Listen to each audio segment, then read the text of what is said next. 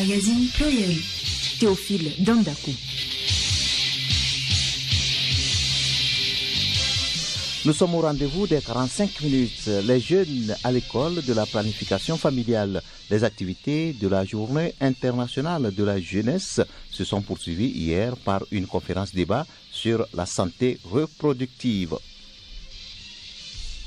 La radiodiffusion au carrefour des réseaux sociaux. L'influence de la presse en ligne sur l'audience de la radiodiffusion à découvrir dans ce journal. Le président afghan en sursis, Ashraf Ghani, encerclé et par les insurgés talibans. Deux invités dans ce samedi pluriel, Sitou Yiboku, il expose les forces du commerce en ligne, et Kwame Kwasi, directeur général de INSED, responsable du 5e recensement en cours. Nous allons terminer avec les sports. Le contrat de Paulo Duarte, signé hier pour 3 ans, retient l'attention. La revue de presse et les Échos du Palais complètent cette édition.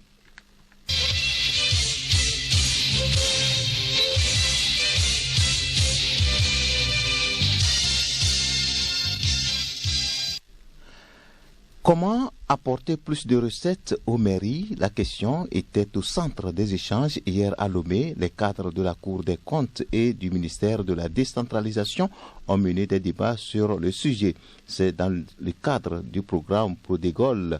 Bawenao Adjoke, il est le conseiller senior en décentralisation à Prodégol. 4 champs d'action clés ont concerné l'appui. Il s'agissait d'appuyer la mise en œuvre du processus, la mise en œuvre du cadre juridique institutionnel et aussi toute la politique de décentralisation. Le deuxième aspect concerne la décentralisation fiscale et les finances locales. Sur ce volet, il s'agit d'appuyer les communes dans la mobilisation des ressources propres, mais aussi d'appuyer l'État en matière de transfert des ressources aux collectivités territoriales. Le troisième aspect concerne le développement communal. Le dernier point concerne l'appui à la modernisation de la gestion de l'état civil. La jeunesse a continué d'être célébrée hier. La santé reproductive, la planification familiale ont été le contenu d'une conférence débat. Le projet Simplify PF est le bénéficiaire. Juliette Kamdé. La conférence débat a réuni différents acteurs et partenaires œuvrant dans le domaine de la santé sexuelle.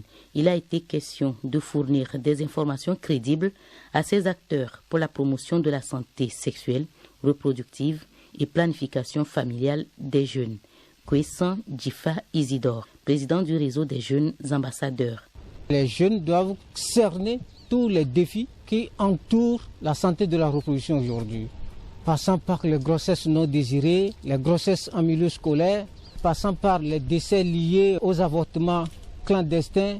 Donc c'est important que les jeunes qui soient là prennent conscience de la tâche qui les attend pour pouvoir exprimer ou rehausser leur leadership, leur engagement en faveur de l'accès aux services de planification familiale pour les adolescents et les jeunes au Togo. Cette rencontre a été aussi l'occasion de présenter l'initiative Jeunes champions en santé reproductive et planification familiale, une initiative soutenue par le projet Amplify PF.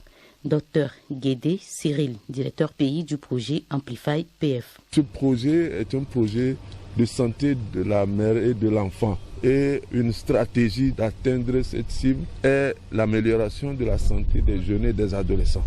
C'est une composante de la santé de la mère et de l'enfant. Et donc nous sommes dans cette logique et nous avons une initiative pour la santé de la reproduction et la planification familiale. Cette initiative vise à amplifier la visibilité des jeunes et leur leadership en matière de santé des jeunes et des adolescents. Amplify PF, rappelons-le, est un projet initié par le gouvernement américain à travers l'USAID. Il est mis en œuvre dans 4 pays en Afrique de l'Ouest francophone pour la planification familiale.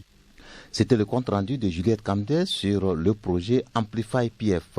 Hier, Radio Lomé a allumé ses 68 bougies, rappelant le 13 août 1953. La mère des radios est aujourd'hui confrontée à une pléiade de réseaux sociaux et autres méthodes en ligne. L'influence de ces systèmes amenuise l'écoute ou l'audimat de la radio. Un magazine a relevé ces difficultés de la radiodiffusion en cette période de presse en ligne. Alice Barandao. Avec des nouvelles technologies de l'information et de la communication, la radio semble perdre sa place. Elle n'est plus écoutée comme avant. Selon plusieurs analystes, son audience diminue avec la révolution des réseaux sociaux. Kodjo Dela Djaou, spécialiste de la communication digitale à Lomé. La radio, aujourd'hui, bat de l'aile par rapport déjà au phénomène des nouvelles technologies. On est tous d'accord qu'avec la radio, il n'y a plus vraiment le phénomène de l'instantanéité. L'élément le plus important aujourd'hui, c'est l'Internet qui vient tout basculer. L'information revient plus tard, soit au journal de 19, 20 heures sur la radio. Et là, on est tous d'accord qu'avec l'audience maintenant que l'Internet a aujourd'hui, eh bien, la radio est en train de perdre sa place. Certes, les Android disposent en fait d'une radio, mais combien écoutent en réalité les radios? Et dans chaque ménage, il y a bien une télé. On s'abonne sur l'échelle canal.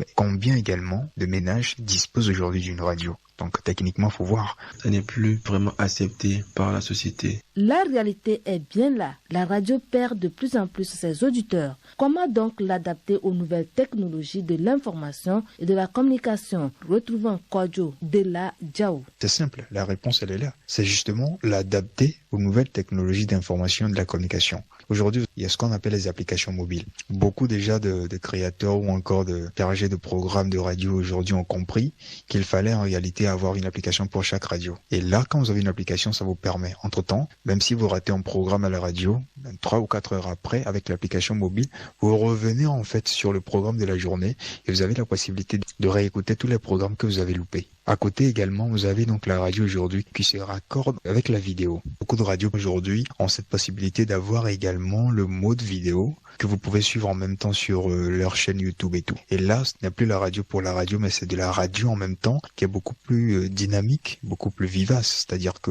vous regardez en temps réel ce qui se passe à la radio en mode vidéo. Déjà, il donne un peu plus un autre goût à la chose. Ça vient pimenter. C'est la cerise en fait sur le gâteau. Suite à l'intégration des réseaux sociaux dans les habitudes des populations, plusieurs personnes lancent des pronostics apocalyptiques sur la radio. Dans un tel contexte, la radio a-t-elle encore de l'avenir? Telou Ranyim Patrick, spécialiste en communication des entreprises et management. Parlons de l'avenir de la radio. Il y a encore une chance pour que la radio puisse retrouver son importance ou ne serait-ce une place au sein de cette société actuelle. Je pars du principe où les émissions sont conformes avec la réalité et l'actualité et que les utilisateurs ont un assez facile de surcroît. Il faut que ces émissions puissent répondre aux attentes des auditeurs. Donc dans cette lignée, la radio a encore de l'avenir ou peut encore s'imposer au sein de notre société qui est submergée par les nouvelles technologies de l'information et de la communication. Quoi qu'il en soit, préférez la radio. C'est un média plus accessible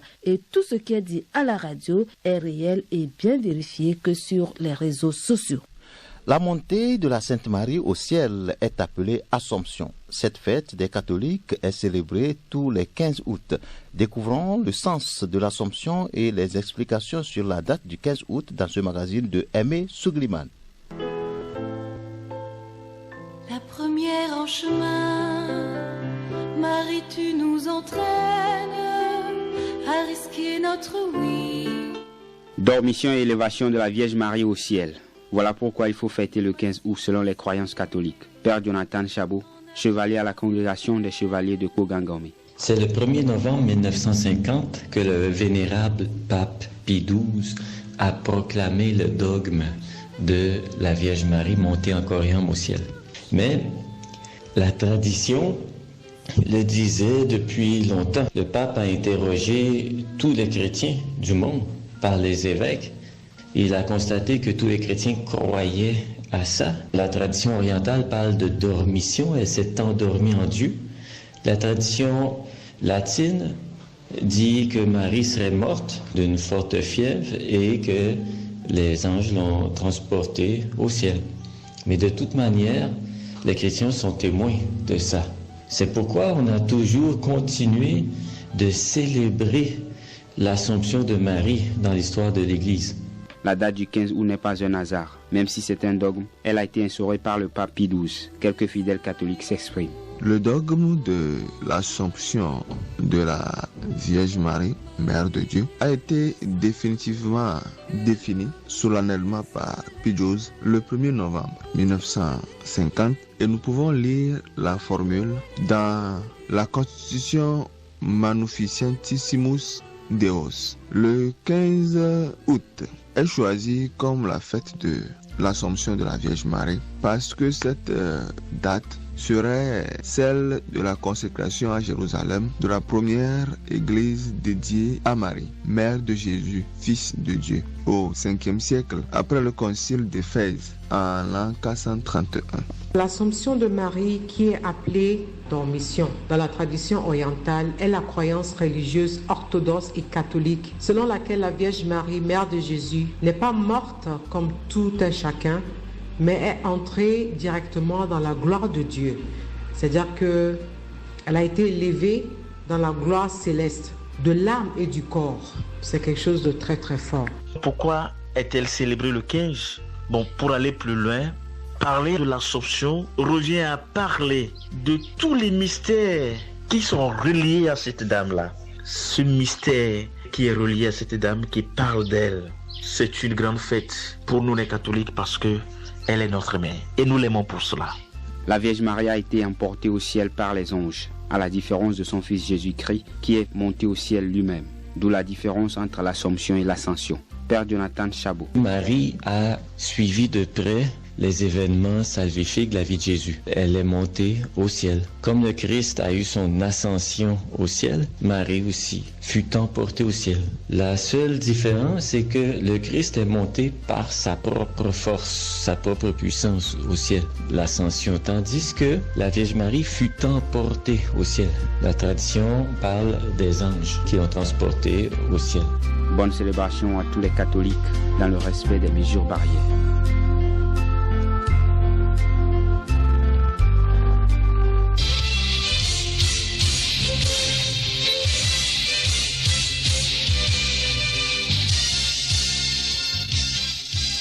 Le pouvoir chancelle en Afghanistan. Ashraf Ghani est encerclé en effet, mais pas question de démissionner. Les rebelles talibans sont seulement à 2 heures de la présidence de la République. Pour l'heure, la voie du dialogue semble envisagée. Grâce Goto. La moitié des capitales provinciales sont aux mains des talibans. Ce samedi, l'étau se resserre autour de Kaboul. Le président afghan Ashraf Ghani a annoncé que des consultations étaient en cours pour trouver rapidement une solution politique garantissant la paix et la stabilité en Afghanistan. Je ne laisserai pas la guerre imposée au peuple causer la mort de plus de gens innocents, la disparition des réalisations de ces 20 dernières années, la destruction des équipements publics, a promis le président. Pour l'heure, le numéro 1 afghan n'a fait aucune allusion à une possible démission réclamée par certains. En parallèle, de nombreux pays occidentaux, notamment les États-Unis, le Royaume-Uni et l'Allemagne, ont décidé le rapatriement de leurs ressortissants et diplomates. L'ambassade des États-Unis à Kaboul a ordonné à son personnel de détruire les documents sensibles et symboles américains qui pourraient être utilisés par les talibans à des fins de propagande. Les pays voisins de l'Afghanistan, notamment l'Inde, le Pakistan, l'Iran et la Turquie, sont également inquiets pour leur sécurité. Tizi Ouzou et Kabylie en deuil en Algérie. Ces 2 villes ont été ravagées par un incendie d'origine criminelle et c'est selon le pouvoir. On y dénombre 71 morts, pas comme Johnson. La majorité des incendies étaient cependant en passe d'être maîtrisés hier vendredi. À en croire les autorités, il ne reste plus que 3 foyers dans la préfecture de Tizi Ouzou, l'une des plus dévastées par les flammes, tandis que 76 incendies auraient déjà été éteints depuis jeudi. Mais les pompiers et les volontaires continuent de lutter contre une 50aine de feux, notamment à Bédia. Tidjel et El Taref à la frontière tunisienne. Sur le terrain, des manifestations de solidarité se multiplient et l'aide internationale s'organise. 2 bombardiers d'eau et un avion de liaison français interviennent depuis jeudi dans le nord du pays. Le président Abdelmadjid Tebboune a également annoncé l'arrivée prochaine de 2 appareils en provenance de l'Espagne et un de Suisse. Tous les disparus, morts ou vivants, n'ont pas encore été retrouvés. Tous les corps n'ont pas encore été identifiés. Un deuil national est décrété, mais le bilan, lui, pourrait continuer de s'alourdir. Les incendies diminuent, mais laissent derrière eux des habitants désemparés. 13 août 2004, 13 août 2021, 17 ans que les Banyamulenge ont été massacrés en République démocratique du Congo.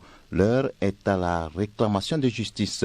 Ces réfugiés congolais étaient au total 150 Tutsis à avoir perdu la vie dans une attaque attribuée à la rébellion Hutu des forces du Burundi. À l'occasion de la triste commémoration hier, l'insécurité au Sud Kivu a été également condamnée.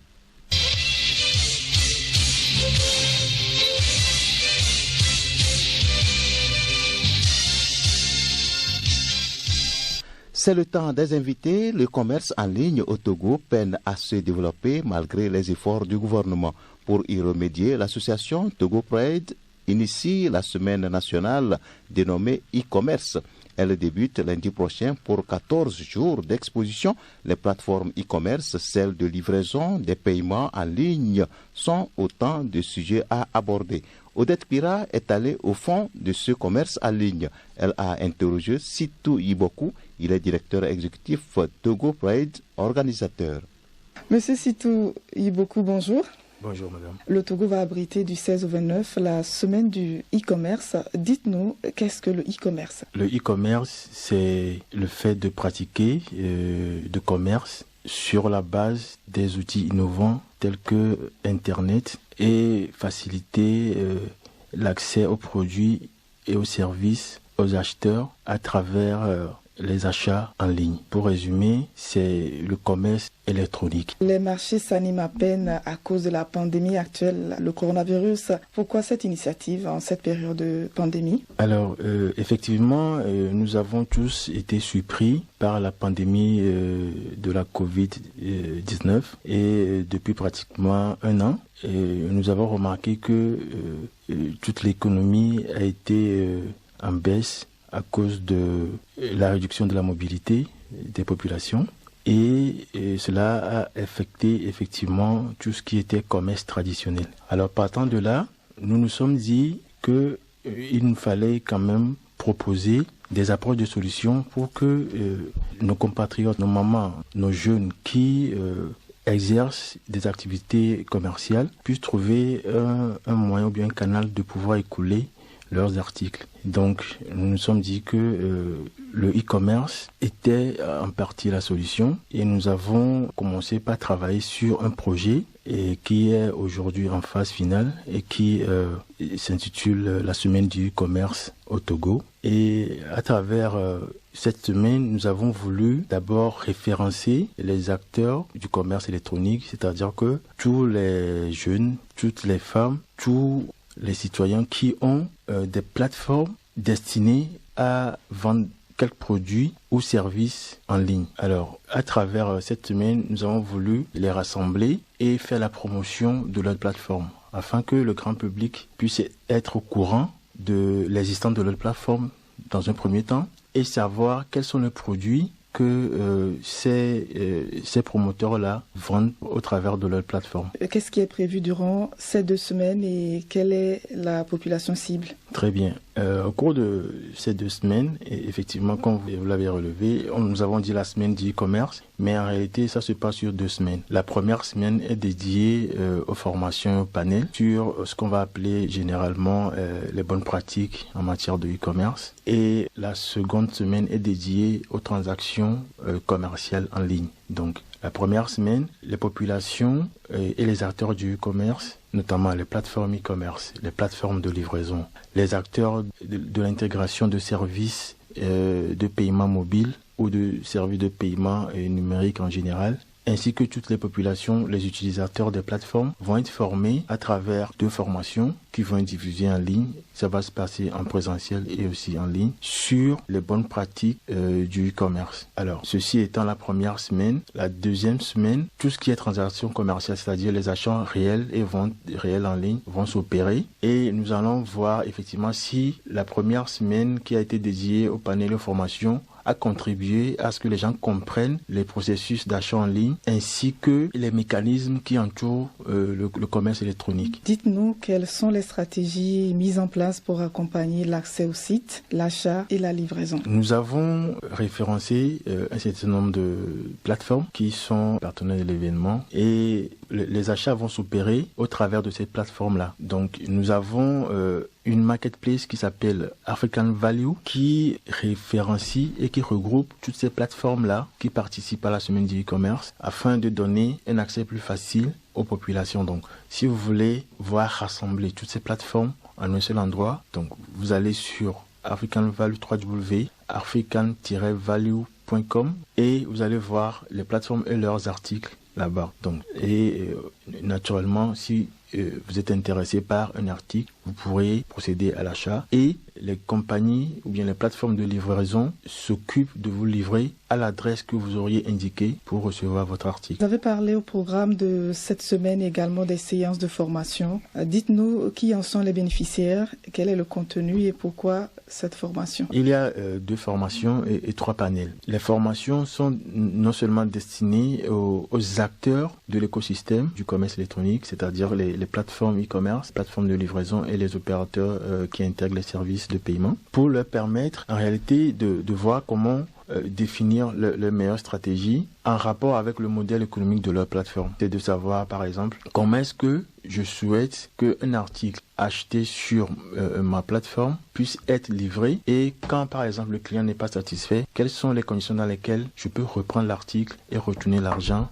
au client. Donc, il y a un certain nombre de mécanismes qui existent que nous devons partager afin que tout le monde sache que si, par exemple, j'opère un achat sur une plateforme donnée et que je ne suis pas satisfait, mon argent n'est pas en péril. Je peux quand même récupérer mon argent, mais il faut que ce soit une attente. Il faut que tout le monde comprenne le processus et y adhère. Donc voilà à peu près des formations que nous allons donner, aussi bien aux acteurs des plateformes et aussi au grand public pour qu'ils puissent savoir que le e-commerce est destiné à tout le monde. Quels sont les produits togolais qui seront mis en vente?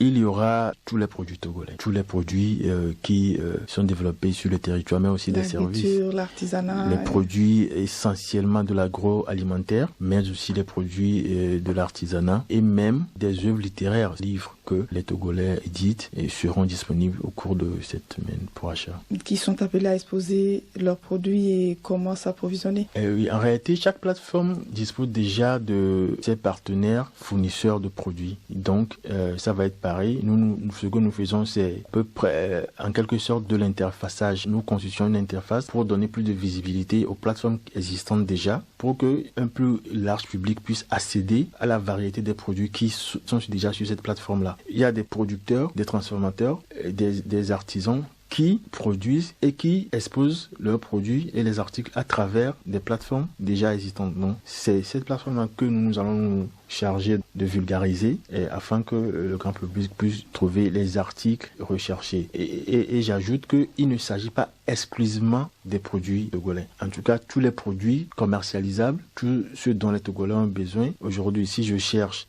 un téléphone, par exemple, au lieu de me déplacer de magasin en magasin pour trouver le modèle que je veux, je pense que c'est plus pratique d'aller sur un site e-commerce qui commercialise les téléphones pour trouver le modèle. Si je cherche du riz togolais, il faut que j'aille sur une plateforme pour voir si je trouve mon riz là-bas au lieu de me déplacer. Donc, ceci nous amène à dire effectivement l'objectif principal, c'est de respecter la distanciation sociale qui nous est imposée aujourd'hui par la Covid, afin que tout ce qui est mobilité, qui pourrait déranger, ces mesures barrières ne constituent pas un souci. Au lieu de se déplacer pour chercher les produits, les gens puissent avoir l'opportunité d'être à leur lieu de travail ou bien à la maison et commander les produits nécessaires. À part le e-commerce, quels sont les domaines d'action de Togo Pride? Togo Pride est une association qui revendique en réalité, en quelque sorte, la fierté togolaise et qui se donne pour mission de valoriser non seulement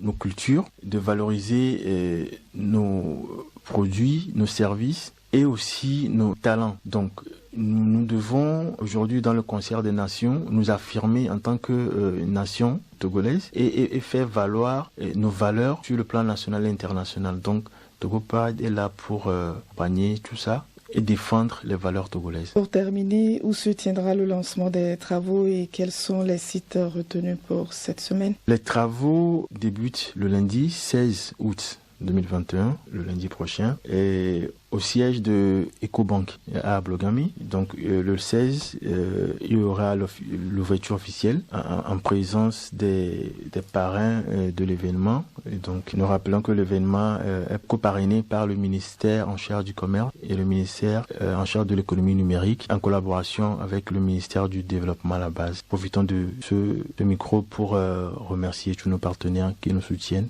Et donc le lundi, nous avons le lancement officiel suivi de la du premier panel le lundi. Ensuite, le mardi, nous laissons les gens se reposer. Le mercredi, nous reprenons avec une formation sur la sécurité des transactions, comment rassurer les utilisateurs des plateformes e-commerce sur les modes de paiement en ligne. Et après cette formation, il y aura un second panel le mercredi. Et ensuite, le jeudi, on se repose encore et le vendredi, on termine la première semaine avec une deuxième formation qui nous présente les opportunités que nous pourrions saisir sur le marché africain aujourd'hui, la ZLECAf, à travers les plateformes e-commerce et généralement le numérique. Donc après cette formation, il y a un autre panel qui est réservé à faire la visibilité des plateformes, les principales plateformes qui font partie de l'événement. Donc ça, c'est la première semaine. Et la deuxième semaine, là, on va commencer les achats proprement dit sur les diverses plateformes. Monsieur Sintou Yiboku, merci. Merci beaucoup, madame.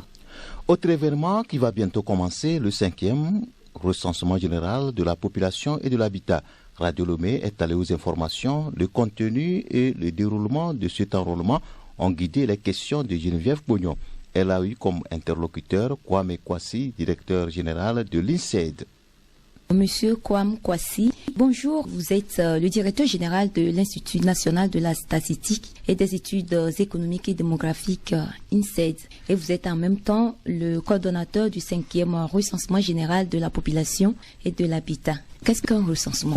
Un recensement, c'est un tout. On dit chez nous recensement général de la population et de l'habitat. Le Togolais lambda pense qu'un recensement, c'est aller juste compter les gens et repartir. Et pour le citoyen, c'est en 2 jours, 3 jours, on a fini. Non. Un recensement général de la population et de l'habitat, c'est un comptage systématique de toutes les infrastructures socio-culturelles, socio-sanitaires, socio-économiques, bref, socio-communautaires, y compris les concessions, y compris même des terres cultivables, y compris le bétail, ce que le ménage possède. Un tout. Tous les biens que le ménage possède. Donc, un recensement général de la population s'étend à tous ces éléments-là. C'est pourquoi on ne peut pas se lever et dire « je fais un recensement ». Donc, il faut respecter plusieurs étapes. La préparation, dont fait partie la cartographie dont vous venez de faire allusion. Il y a le dénombrement proprement dit, c'est ça là même pour le commun du mortel, c'est ça là le recensement. C'est-à-dire, ça ne dure que 2 semaines au maximum. En moins de 2 semaines, on doit pouvoir finir et donner le chiffre exact de la population, c'est-à-dire du nombre d'habitants désagrégés. Alors, pourquoi un pays doit recenser sa population? Le recensement permet d'abord d'avoir combien de personnes y vivent, classés par caractéristiques socio-culturelles, socio-économiques, socio-démographiques. Et donc, on ne peut pas planifier un développement sans connaître ceux qui doivent en bénéficier. La première des choses, c'est ça. La seconde chose, c'est disposer de toutes les informations dont je venais de citer plus haut et qui rentrent dans la planification du développement et qui vont rentrer dans les différents agendas. Et je vais faire allusion à la feuille de route 2025 du gouvernement. Sans ces éléments, on ne peut pas apprécier ce qui est fait, ceux qui en bénéficient des actions que nous posons et comment les bénéficiaires vivent ces actions bénéfiques. Et comment l'opération se déroule-t-elle? Comme je le disais tantôt, c'est tout un processus. D'abord, au plan institutionnel, l'État, le gouvernement prend un acte. Pour le cas du Togo, on a pris un décret en décembre 2018 pour instituer le recensement. Ensuite, commence la constitution des équipes pour le recensement. Il y a l'équipe chargée de la conception des outils, l'équipe chargée des travaux de cartographie, l'équipe chargée de l'analyse, l'équipe chargée de la passation des marchés parce qu'on va acheter des équipements pendant la préparation, l'équipe chargée, bref, de l'ensemble de gestion des ressources humaines, matérielles et financières. Ensuite, il faut renforcer les capacités de cette équipe-là et passer maintenant à la conception des outils qui sont testés au fur et à mesure. Il y a les outils pour le dénombrement proprement dit, il y a les outils pour la cartographie, c'est-à-dire aller géoréférencier toutes les infrastructures. Quand on finira le recensement, il suffit d'un clic, on saura à quelle position se retrouve Radio Lomé par exemple, on saura à quelle position se retrouve l'Institut national des études économiques et démographiques. Et là, tout est géoréférencé, c'est-à-dire les coordonnées géographiques y sont. Il y a maintenant la phase de dénombrement proprement dit qui suit immédiatement la cartographie. Et donc cette phase-là, en 2 semaines, on a un ensemble de ressources humaines mobilisées pour cette cause-là. Pour le cas du Togo, on aura environ 15 000 agents, contrôleurs, superviseurs, agents recenseurs pour l'opération en 2 semaines. Après cette phase-là, on peut, dans un premier temps, comme nous utilisons la technologie de tablettes, c'est-à-dire on enregistre les questionnaires directement sur les tablettes, après les 2 semaines de coupe instantanée, on peut en moins d'1 mois avoir le chiffre brut, l'effectif brut de la population du Togo. Et la dernière phase, c'est les phases d'analyse qui permettent d'avoir un rapport définitif, des rapports thématiques sur les différents phénomènes que la population vit au Togo. Monsieur le directeur, parlant de la cartographie censitaire, l'une des phases de cette opération en cours sur l'ensemble du territoire national. Alors, qu'appelle-t-on cartographie censitaire et quel est son apport dans le dénombrement de la population? La cartographie, c'est l'opération là qui consiste à localiser, à géoréférencer toutes les infrastructures socio-économiques, sanitaires, socio-communautaires qui existent dans le pays et aussi à découper le pays en zone aérolaire, c'est-à-dire des surfaces bien limitées que nous appelons dans notre jargon zone de dénombrement. Et ça, c'est dans un but de faciliter la collecte des données pendant le dénombrement, c'est-à-dire répartir ces zones-là entre les différents agents. C'est souvent des zones de courte superficie qui permettent de suivre bien les agents sur le terrain. Et avec ces zones de dénombrement, on constitue des bases de sondage pour les enquêtes à venir. C'est-à-dire pour mener une enquête sur la santé ou l'éducation ou l'environnement, on n'aura pas besoin de se tracasser, on se réfère à la base de sondage qui est constituée par exemple de l'ensemble des ZD, puisque chaque ZD zone de dénombrement, à chaque ZD correspond un effectif de population donnée, un certain nombre d'infrastructures données, un certain nombre de concessions données, un certain nombre de répartitions de ménages donnés. Et vous savez que c'est dans les ménages qu'on retrouve les individus, donc la population. Nous sommes dans cette phase-là, la phase de la cartographie censitaire. Est-ce que la population est suffisamment informée sur l'opération? Si oui, quel bilan faites-vous? Et les agents cartographes sont déjà sur le terrain, on le sait. Alors, quel bilan faites-vous déjà à 1 semaine de l'opération?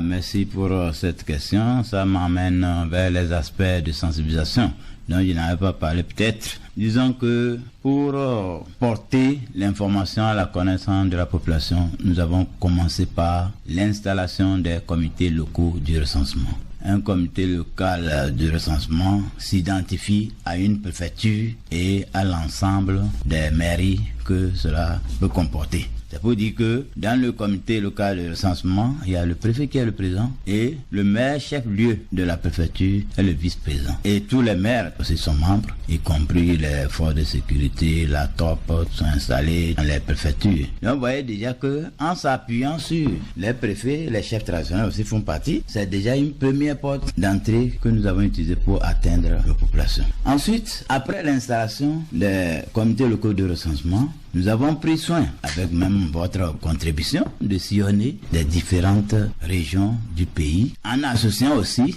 les radios communautaires qui sont implantées dans nos localités, par-ci, par-là. À ce jour de la cartographie, on n'a pas entendu d'incidents, c'est-à-dire les rejets, les renvois des agents, on n'a pas entendu ça. Bon, pour nous, on peut estimer que la population acquise à notre cause dans pratiquement 80% des cas. Le Togo, notre pays, a opté pour la décentralisation. Et quel sera l'intérêt de cette opération dans la gestion de nos communes? Merci beaucoup pour cette question également pertinente. Et nous sommes effectivement dans un processus de décentralisation avec 117 communes actives. Et on a besoin d'informations pour des prises de décision. On a besoin d'informations pour les planifications, pour satisfaire les besoins. On a besoin de connaître l'effectif de nos populations. On ne peut pas gouverner sans connaître combien sont sous nous.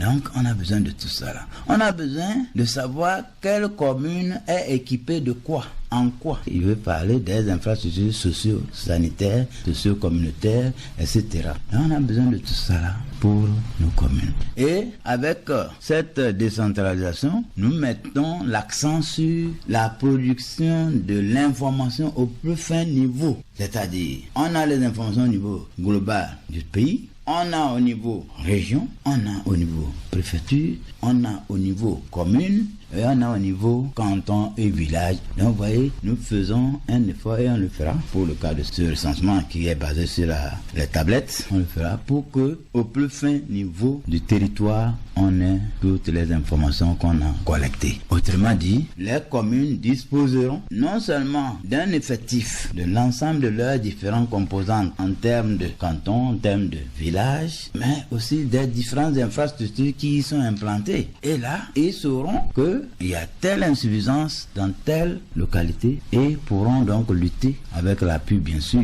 de nos partenaires pour combler et bien pour mener une certaine politique d'équilibre en termes d'équipement en infrastructure. Monsieur le coordonnateur du RGPH5, avez-vous un message à l'endroit de l'ensemble des parties prenantes de l'opération? Le message, il est unique. C'est accorder une oreille attentive à ce que nous souhaitons. Ce que nous souhaitons vis-à-vis des membres des comités locaux de recensement. Ce sont eux qui servent de relais des informations sur le recensement. Il faut qu'ils continuent leur travail. Ce que nous voulons au niveau des partenaires techniques et financiers, c'est redoubler d'efforts par rapport aux appuis qu'ils apportent à cette grande opération à laquelle attachent les plus hautes autorités de notre pays. Ce que nous voulons au niveau de la population elle-même, c'est d'ouvrir sa porte à nos agents qui passent et de répondre par des vraies réponses aux différentes questions qui leur seront posées. S'ils ne répondent pas des déclarations fausses, ça ne va pas arranger le décideur à orienter ses actions de développement. Eux-mêmes, ça ne va pas les arranger parce que ça va changer leur position par rapport à l'équilibre de développement. Nous voulons que l'ensemble des acteurs se prêtent chacun à ce qui le concerne pour nos messages en faveur du recensement général de la population de l'habitat au Togo. Merci, monsieur le coordonnateur. C'est moi qui vous remercie.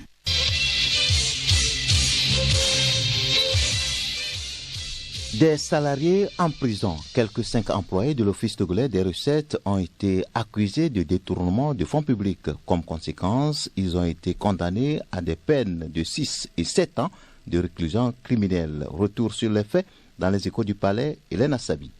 Des arrestations ont été menées parmi les agents de l'Office togolais des recettes, OTR, il y a de cela quelques années. Elles font suite à l'arrêt des opérations des déclarations douanières constatées dans la base de données Sidonia. La manœuvre, selon les experts, avait été menée afin de faire disparaître des preuves compromettantes de détournement de fonds. Nonobstant cet acte de sabotage, les auditeurs et autres enquêteurs ont pu remonter la piste des auteurs de ces actes et les résultats des enquêtes ont révélé que plus de 17 milliards de francs CFA ont été ponctionnés des comptes de l'OTR. Les 5 agents qui avaient été mis aux arrêts depuis 2015 ont comparu devant la cour d'assises de Lomé.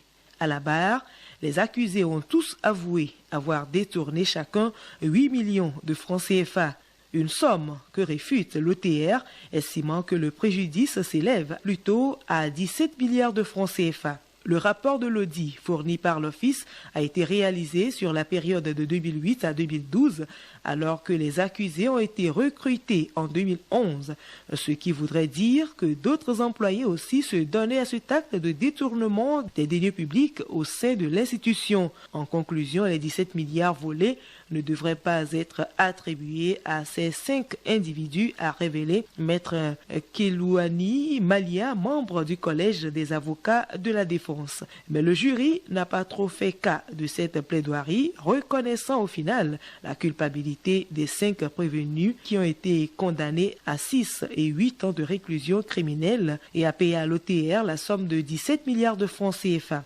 Maître Babagui, qui fait partie du collège d'avocats chargé de défendre les accusés, se dit déçu. On espérait que la condamnation allait couvrir la détention déjà faite, c'est-à-dire 5 ans. Mais la Cour a estimé que ce n'était pas suffisant et qu'il fallait les condamner à 6 et 7 ans respectivement. Nous, on avait pensé dans la défense que la détention déjà couverte, puisque ça dépasse déjà le minimum requis par la loi, puisse recouvrer ce soir leur liberté. Mais ce qui n'a pas été le cas. On avisera de ce qu'on fera dans la suite. Parce qu'il faut que les conseils se réunissent et il faut qu'on ait les instructions de nos clients aussi. À samedi prochain. Du football, c'est fait hier. Paulo Duarte a signé le contrat. Le sélectionneur du Togo en a jusqu'aux éliminatoires de la CAN 2022, à en croire certaines sources. C'est en somme un contrat de 3 ans qui a été signé. Kilim Poyode.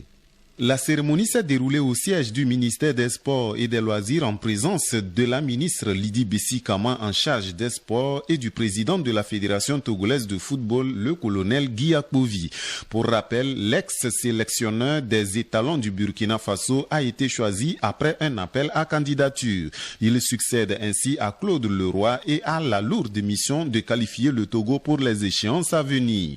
Son baptême de feu s'annonce sous le face au Sénégal le 1er septembre prochain lors de la première journée des éliminatoires de la Coupe du Monde 2022. En Europe, les différents championnats ont repris leurs droits. En Bundesliga, Mayence joue Leipzig et Cologne reçoit Hertha Berlin dimanche pour le compte de la première journée. En Espagne, cette première journée verra Celta Vigo qui va jouer gros face à Atlético Madrid dimanche, tout comme Real Sociedad qui reçoit le FC Barcelone. Duel au sommet en Angleterre entre Tottenham et Manchester City. Athlétisme pour finir, le nouveau bureau de la Fédération togolaise d'athlétisme a entamé la mise en place de nouvelles ligues régionales. La Savane et la Centrale connaissent leurs dirigeants depuis vendredi. Yenyageba Maridja dans la Savane et Tchanyaumoru dans la Centrale sont les nouveaux présidents élus. Le processus se poursuivra dans d'autres régions. Prolifique, les sujets traités cette semaine dans la presse togolaise ont été variés, de la politique à l'économie, de la santé à la culture. Les lecteurs ont découvert les propositions de la concertation nationale SENAP, la réception du vaccin Johnson & Johnson et le marché Miato lancé. Revue de presse, Juliette Kamdé. D'abord, au sujet des propositions de la SENAP, Vision d'Afrique écrit « Du conte de fées à la tempête royale de l'ANC ». Abbas Kabwa sans langue de bois. Le président du MRC avait en effet initié une conférence de presse au cours de laquelle il a salué l'initiative et discrédité la sortie de l'ANC de la concertation. Sur le même sujet, la dépêche titre « Le Net parle de la SENAP ». Ce parti a présenté un compte rendu de sa participation avant de se féliciter des avancées et expliquer vouloir continuer à travailler pour consolider la confiance entre les acteurs politiques. Pour l'hebdomadaire La Manchette, il ne s'agit que des artifices aux retombées ambiguës, parlant toujours des propositions de la SENAP soumises au gouvernement. En tout cas, le journal est revenu en détail et énumère point par point les différentes propositions. En santé, Le Togo fait face depuis quelques semaines déjà à une nouvelle vague de Covid-19. Le gouvernement est au front. Un premier lot de vaccins Johnson & Johnson a été réceptionné à Lomé. Très satisfait, le président Faure invite la population à se faire vacciner, écrit Forum de la semaine. Ainsi, après AstraZeneca, Sinovac et Pfizer, le Togo dispose maintenant du vaccin Johnson & Johnson, un vaccin produit en Afrique du Sud, et au journal Le Medium de souligner que le président a raison d'inviter les Togolais à se faire vacciner pour que l'effort du gouvernement ne soit pas vain. Le journal spécialisé en économie, L'Économiste, salue également l'arrivée du vaccin Johnson & Johnson au Togo car il présente beaucoup d'avantages liés à sa conservation. Toujours en santé, contractualisation des hôpitaux, la Nouvelle Tribune estime que la mayonnaise ne prend toujours pas. Le journal évoque un statu quo, des résultats mitigés malgré l'importance des investissements, des dysfonctionnements et opacités dans la gestion. Le journal affirme que des syndicats de la santé exigent un audit des hôpitaux. La deuxième édition du marché international de l'artisanat du Togo, Miato, a été lancée. Elle aura lieu du 29 octobre au 7 novembre prochain sur l'esplanade du Palais des Congrès à Lomé. Au programme, beaucoup d'innovations. L'article sur le Miato est à retrouver dans Chronique de la semaine. L'Union pour la patrie, Vision d'Afrique, pour ne citer que cela. Et puis, autre sujet, cette semaine, Forum de la semaine annonce l'effondrement de 3 ponts dans le Moyen Mono, paralysant la circulation durant plusieurs jours sur les axes Ton, Pegodo et Tado, Gbogbo. Le journal alerte sur les violences plus que connaissent les États et qui causent d'énormes dégâts. En sport, le Togo a un nouveau sélectionneur. Paulo Duarte est arrivé à Lomé. Togo Matin se réjouit du fait que le nouveau sélectionneur se dit conscient du résultat piteux que le Togo a enregistré ces 4 dernières années. Pluriel, le magazine hebdomadaire de Radio Lomé. Les 15 minutes, c'est fini. Nous avons parlé des jeunes qui sont à l'école de la planification familiale. Les activités de la journée internationale de la jeunesse se sont poursuivies hier par une conférence débat sur la santé reproductive. La rediffusion et la radiodiffusion au carrefour des réseaux sociaux, l'influence de la presse en ligne sur l'audience de la radio était dans ce journal.